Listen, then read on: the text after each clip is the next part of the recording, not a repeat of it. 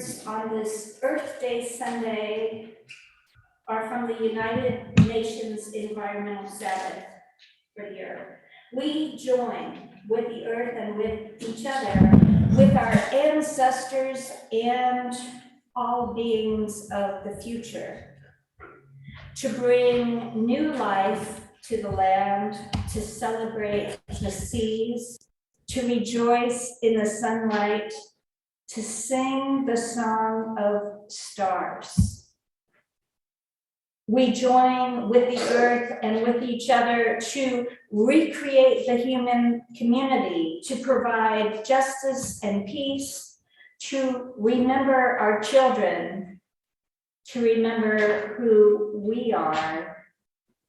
We join together as many and diverse expressions of one loving mystery for the healing of the earth and the renewal of all life.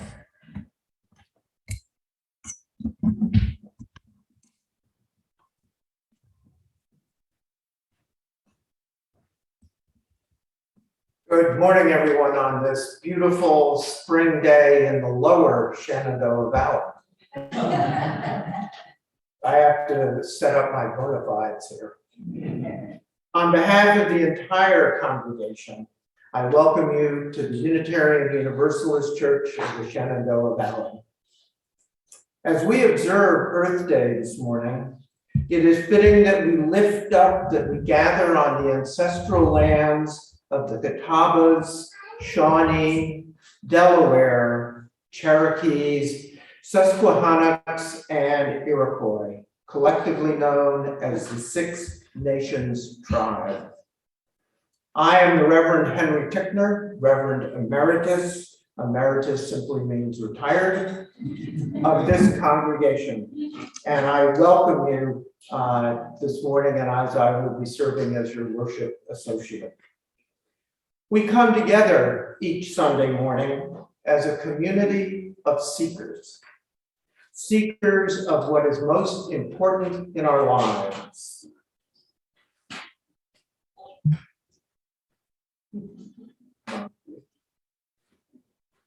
He's out of practice. Right. And the congregation said, Amen. Seekers of understanding in the face of uncertainty and loss, seekers of forgiveness for our sins, seekers of gratitude for the unexpected gifts we receive from all around us. We gather in awe at the beauty of nature and the mysteries of the universe. But most importantly, we come together as seekers of a community of love and commitment, celebrating our search for truth and meaning in our daily lives. And now, as Cal Allen comes forward, let us say together and hear and from our homes words for lighting our chalice. In the light of truth and the warmth of love, we gather to seek, to sustain, and to share. And now I invite you to lift up your voices as we say our covenant. Love is the spirit of this church. The quest for truth is the sacrament. We dwell together in peace to seek the truth and freedom and to help our neighbor. To these ends, we covenant one with another.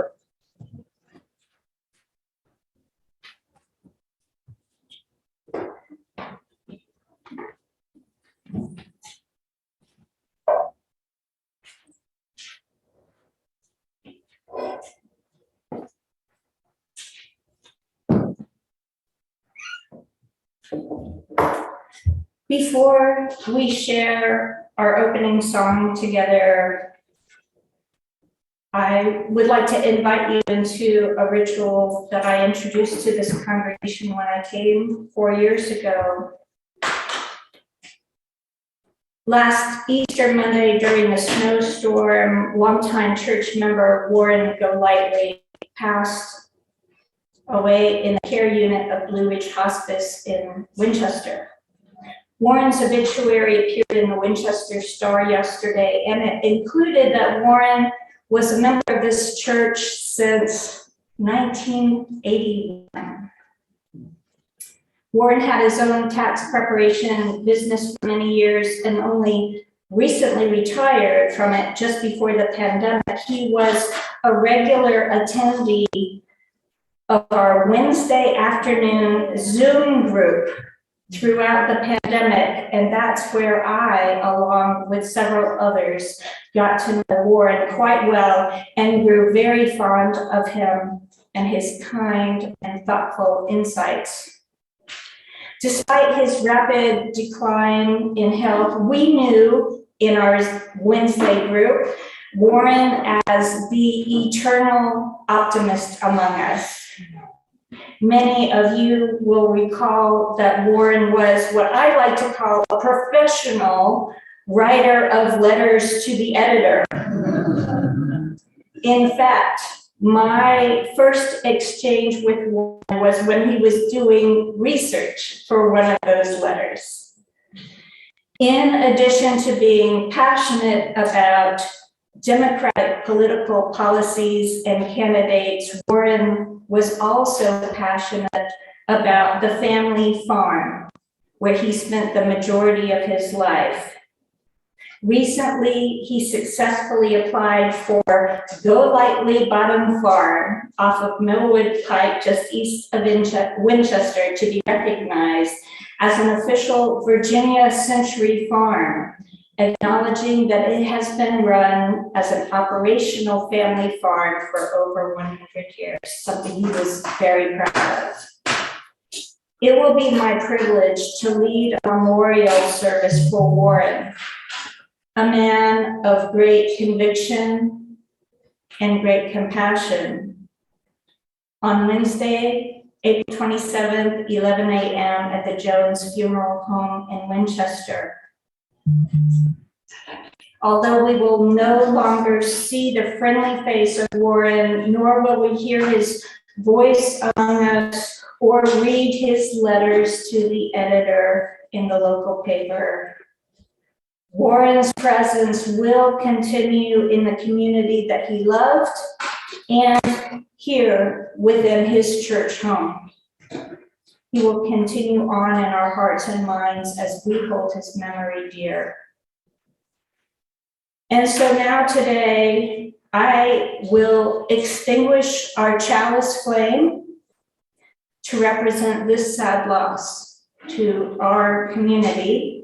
And I'll light one candle flame of memory for Warren Golightly.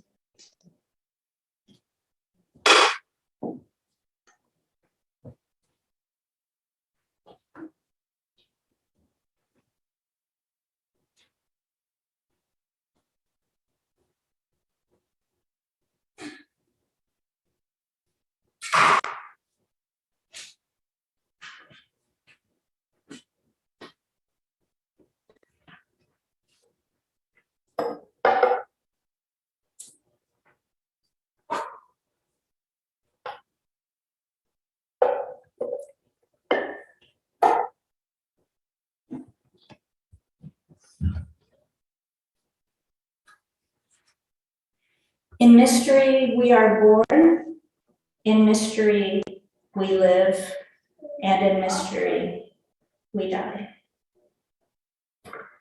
And now, if you would please join with me in our opening song today, number 331 in our hymnal, Life is the Greatest Gift of All. Please rise in body or spirit as we sing together.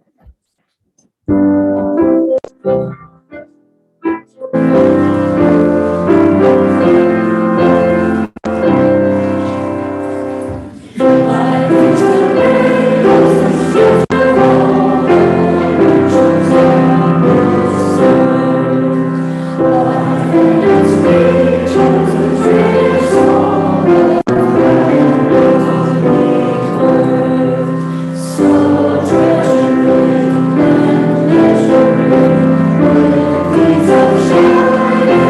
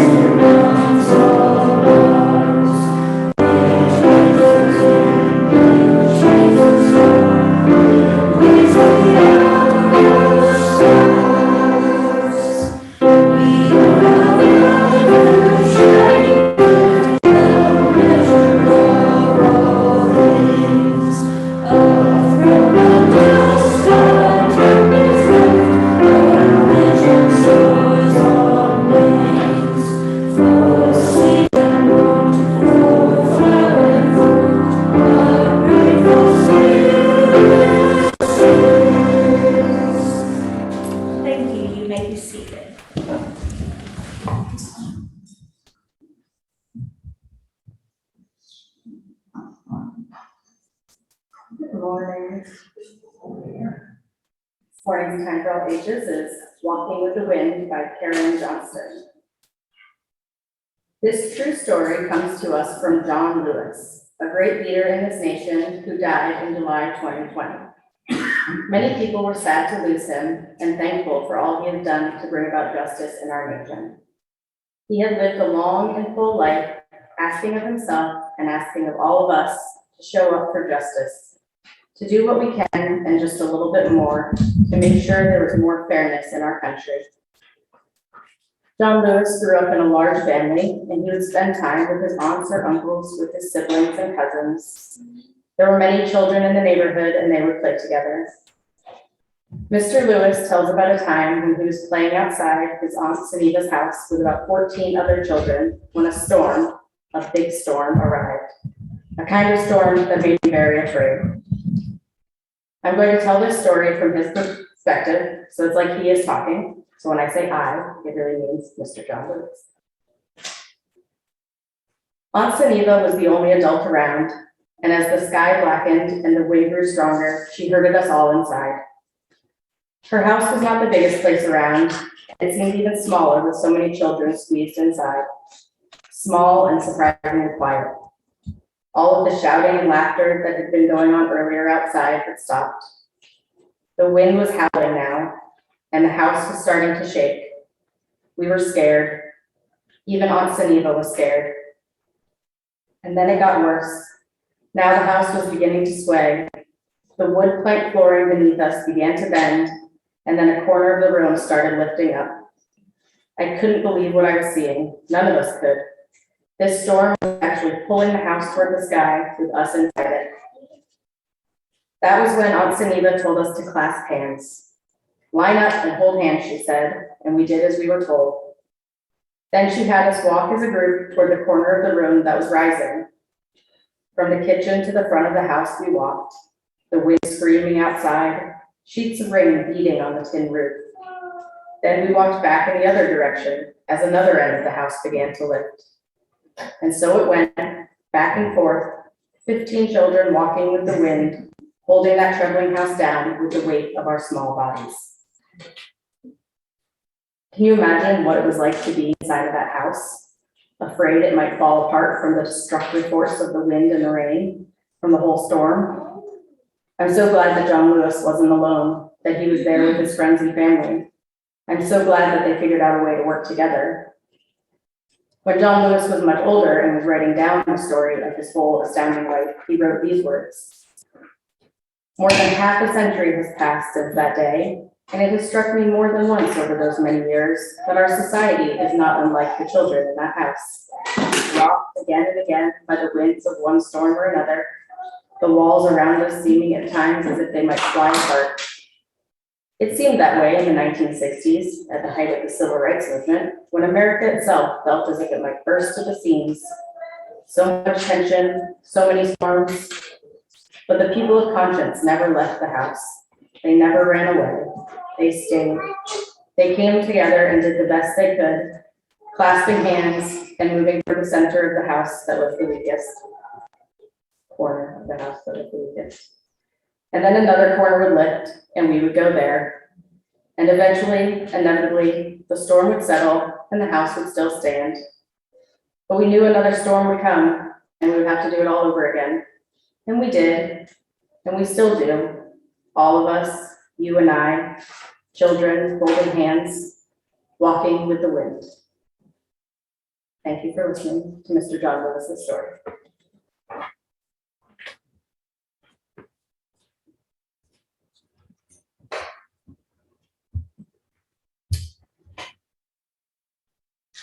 Rachel selected the story for today, and it's so fitting, not just for Earth Day, because we're having more and more occasions of climate change around the world where we're literally trying to hold down the house, but politically too, we might feel that way. And I was thinking about Warren Golightly and a story that he shared with many of us, the story that when he was in college in Bowling Green, Kentucky, The killing of the students happened at Kent State, May 4th, 1970, so almost 52 years ago, in a couple of weeks, 1 week or so. And many of us care very deeply about the work of social justice, and it's a long haul. So we lift up that legacy, and those of us who are still trying to hold down the house. And so I would invite you now into a time of meditation and silence. We have beautiful sunflowers today, which in our hearts and on our minds, sending much love and compassion to the people of Ukraine and all of the other people being adversely affected by this war.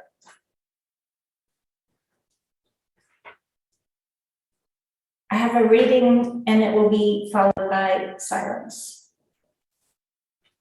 We need one another when we mourn and would be comforted. We need one another when we are in trouble and afraid. We need one another when in despair, in temptation, we need to be recalled to our best selves again. We need one another when we would accomplish some great purpose and cannot do it alone. We need one another in the hour of success. When we look for someone to share our triumphs, we need one another in our hour of defeat. When with encouragement we might endure and stand again. We need one another when we come to die and would have gentle hands prepare us for the journey.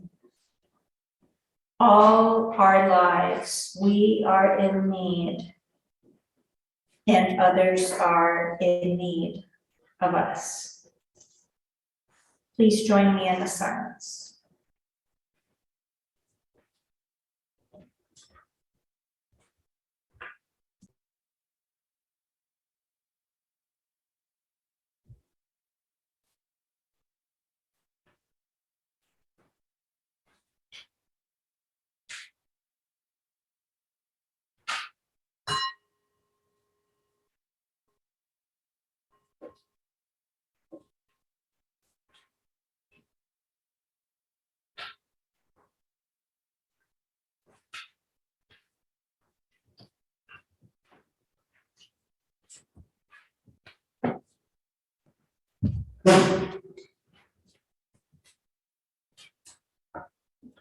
This morning, our words for reflection come from the late Unitarian Universalist minister, Gordon McKeown, who was once a minister for this congregation.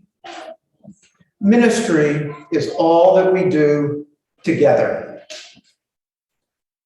Ministry is that quality of being in community that affirms human dignity, beckons forth hidden possibilities, invites us into deeper, more constant, reverent relationships, and carries forward our heritage of hope and liberation. Ministry is what we do together as we celebrate the triumphs of the human spirit, the miracles of birth and life, the wonders of devotion and sacrifice. Ministry is what we all do together, with one another in terror and torment, in grief, in misery and pain, enabling us in the presence of death to say yes, yes to life. We who minister speak and live the best we know, with full knowledge that it is never quite enough. And yet we are reassured by lostness found, fragments reunited, wounds healed, joys shared. For indeed, ministry is what we do together.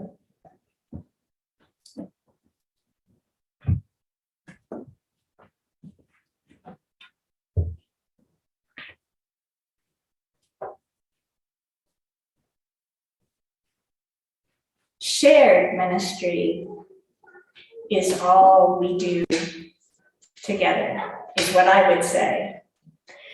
There is a whole lot going on today and a lot that I'd like to say, and not that much time to say it in. I want to talk about Earth Day 2022, how we are living in a time in which each and every one of us has an important part to play in protecting and preserving this amazing blue planet that hangs in the great expanse of space.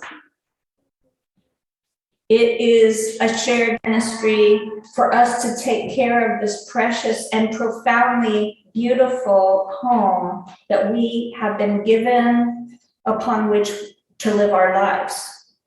Something that's easy to take for granted. It's getting increasingly more important for modern so-called civilized peoples to recognize and practice the wisdom of our human ancestors who by necessity had to live in harmony with the earth. Why does this continue to be such a hard lesson for us to learn these days? It's not enough that we have all begun to experience locally and globally the effects of significant climate change and the natural disasters and massive human community displacement it causes. We know it will continue to happen in the days to come. With the current war in Ukraine, we also have become painfully aware once again of our civilization's dependence on fossil fuels, even when the cost of staying connected to it is not only financial, but the cost of human life, even a whole country's life. I want to talk today not just about how important it is that each of us join in taking care of this precious planet Earth, but also how important it is that each of us join in taking care of one another, this human family on the Earth. I'm going to try to be as specific as possible today. And granted, I am more of an abstract thinker, and so bear with me. If you want to do something to save our planet and life as we know it, please look at your everyday choices. How can you lighten your carbon footprint on this earth, especially at this time when our climate is changing so dramatically? Drive less, yes. Okay, that's easier when gas prices are so high. There was a joke a few years ago now that you can tell when you've entered a parking lot of Unitarian Universalist by the number of hybrid vehicles you'll see. Yes, we are known to be a bunch of tree huggers, don't you know? Dating back to Emerson and Thoreau. But let's keep up the work. Let's help people go electric, right? Consumer demand helps to change markets and mindsets.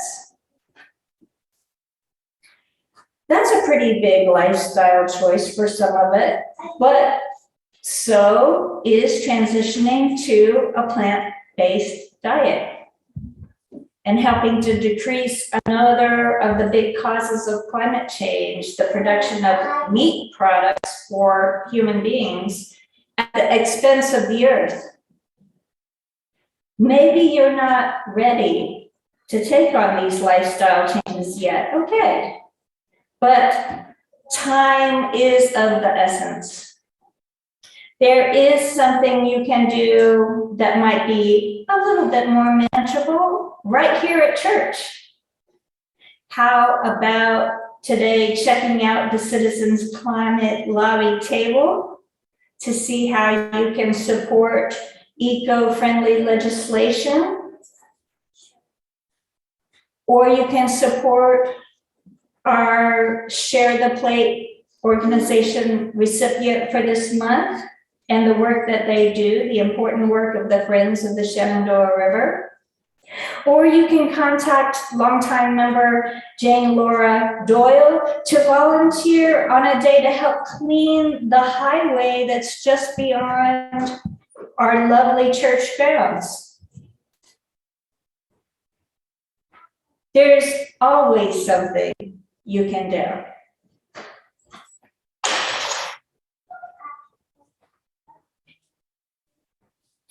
I have a reading I want to share with you.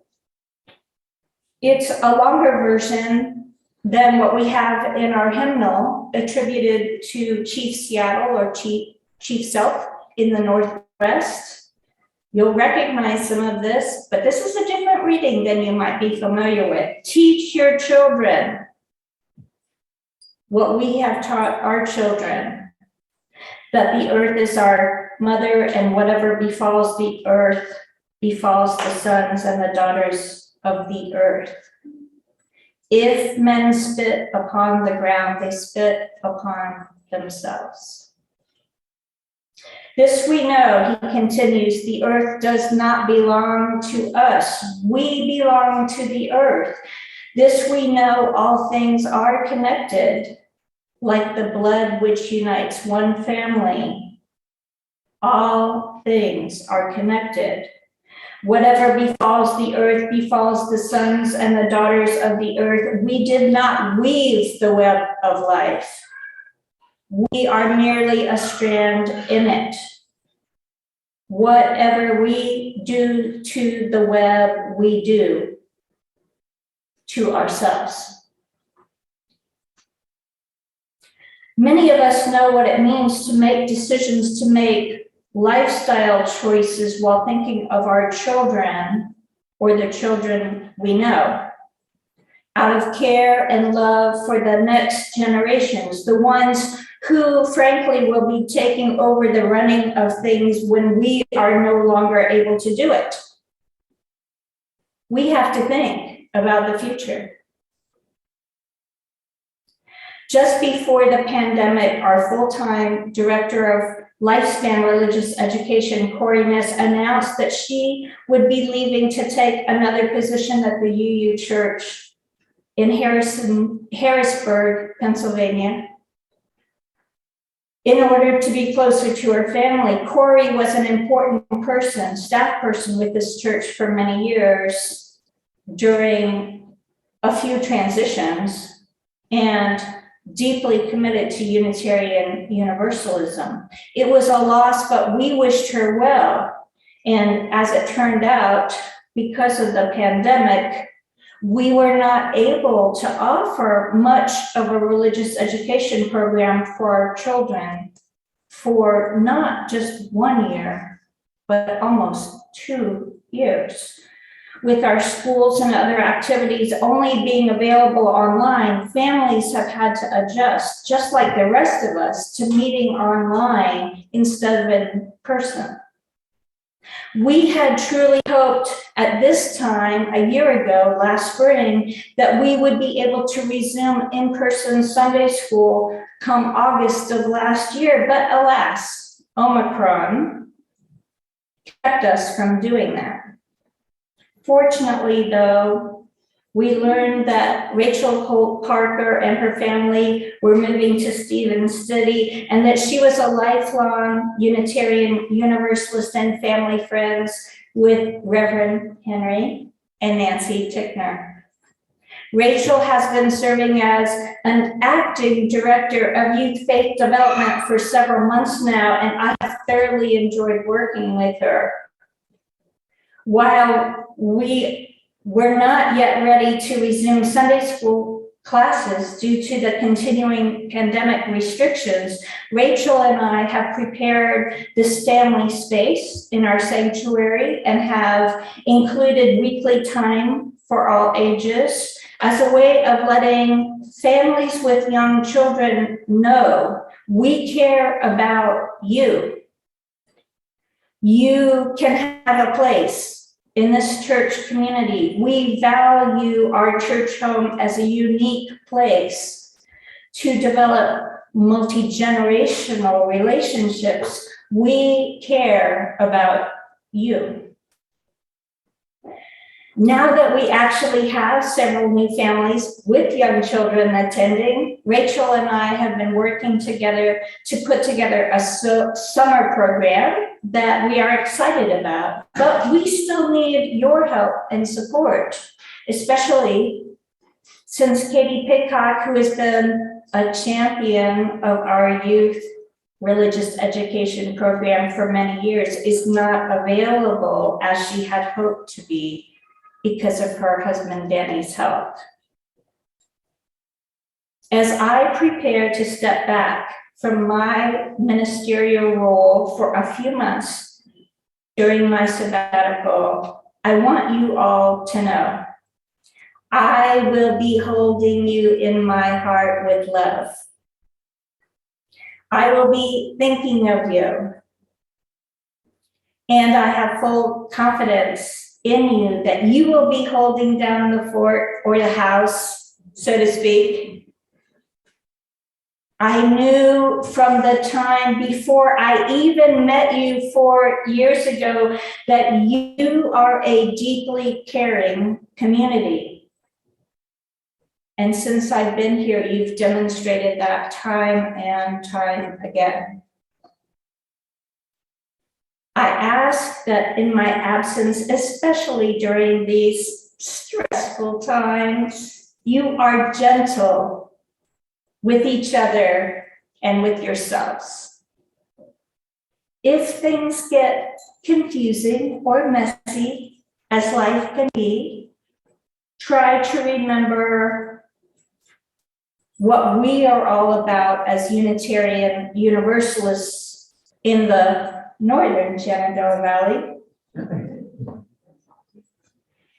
If you need a reminder, just check out the back of our weekly bulletin to see our Unitarian Universalist principles, our church mission, and our covenant of right relations. These are our shared values, values that we uphold not just within our church community, but aspire to in our larger lives. These are the values that help to guide us in our day-to-day actions to make a difference in this world. You all have an important part to play. Shared ministry is what we do together. May it be so. We'll now gratefully receive an offering to support the work of this congregation, this self-supporting congregation, within and beyond our walls.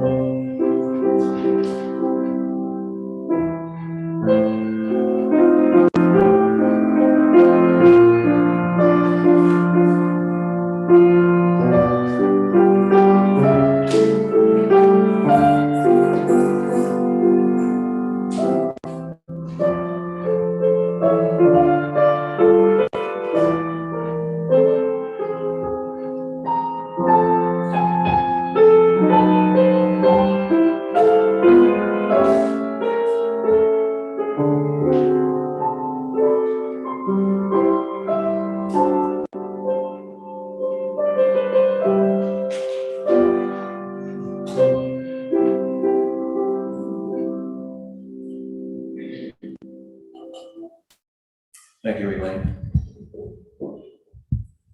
No right is more precious to a free congregation than that of choosing its own minister. By that same token, no right is more precious to a Unitarian Universalist minister than that of choosing the congregation she will serve. It is with profound feeling, therefore, that we formally recognize the relationship of mutual care now existing between the people of the Unitarian Universalist Church of the Shenandoah Valley and the Reverend Dr. Julie Kane, that began 4 years ago when we extended a call to her as our settled minister. I am deeply honored to serve this congregation as the settled minister. I have welcomed the opportunity to model shared ministry with staff, lay leaders, our minister emeritus, members and friends, and with the congregation as a whole. Together, we recognize our strengths and challenges, striving to approach concerns and issues with direct communication and to work with one another in a spirit of mutual care, respect, collaboration, and cooperation.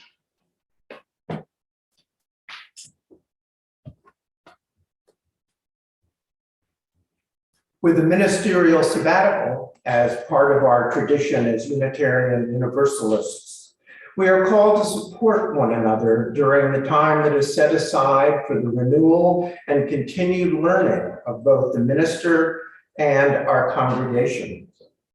As minister emeritus, I am honored to be preaching twice a month and to be available with other area ministers for pastoral emergencies during Reverend Julie's sabbatical. I will defer all other responsibilities of ministry to the staff and leaders of this congregation.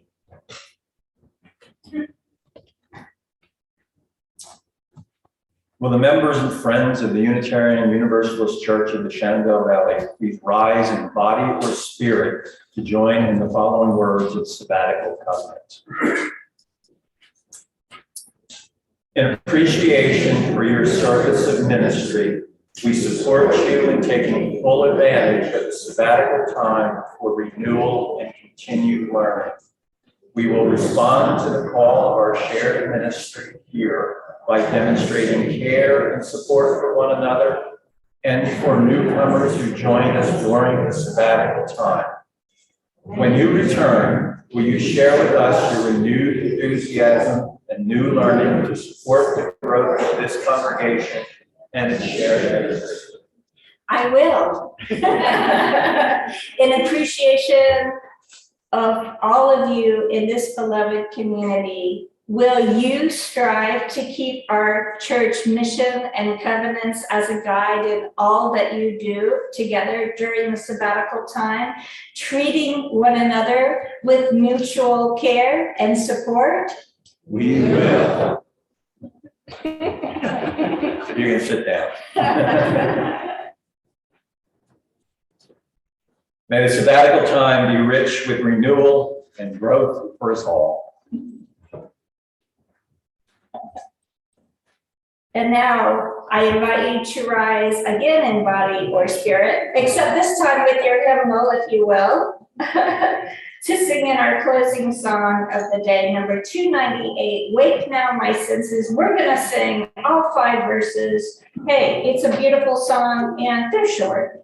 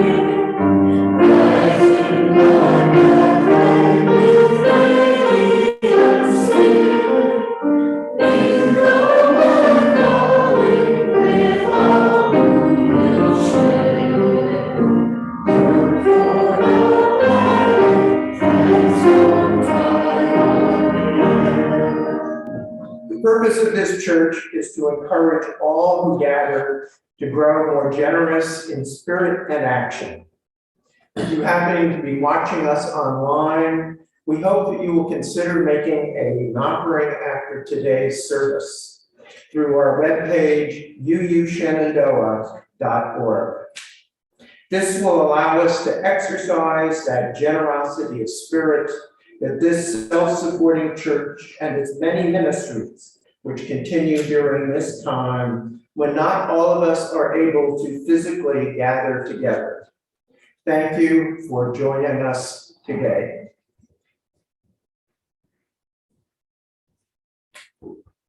And a very brief reprise of our opening words. We join together as many and diverse expressions of one loving mystery for the healing of the earth and the renewal of all life. So in peace, my friends.